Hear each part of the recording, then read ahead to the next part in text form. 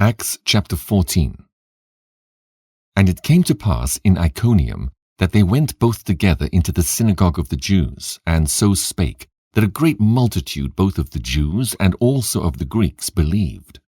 But the unbelieving Jews stirred up the Gentiles, and made their minds evil affected against the brethren.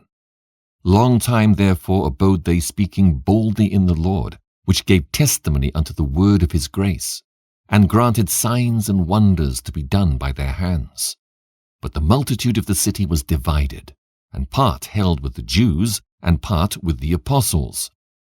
And when there was an assault made both of the Gentiles and also of the Jews with their rulers, to use them despitefully, and to stone them, they were ware of it, and fled unto Lystra and Derbe, cities of Lycaonia, and unto the region that lieth round about. And there they preached the gospel. And there sat a certain man at Lystra, impotent in his feet, being a cripple from his mother's womb, who never had walked. The same heard Paul speak, who, steadfastly beholding him, and perceiving that he had faith to be healed, said with a loud voice, Stand upright on thy feet. And he leaped and walked. And when the people saw what Paul had done, they lifted up their voices, saying in the speech of Lycaonia, The gods are come down to us in the likeness of men. And they called Barnabas Jupiter, and Paul Mercurius, because he was the chief speaker. Then the priest of Jupiter, which was before their city, brought oxen and garlands unto the gates, and would have done sacrifice with the people, which when the apostles Barnabas and Paul heard of, they rent their clothes, and ran in among the people, crying out and saying, Sirs, why do ye these things?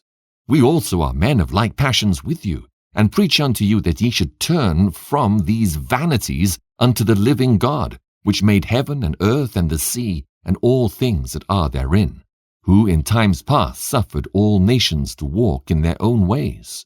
Nevertheless, he left not himself without witness, in that he did good, and gave us rain from heaven, and fruitful seasons, filling our hearts with food and gladness. And with these sayings scarce restrained they the people, that they had not done sacrifice unto them.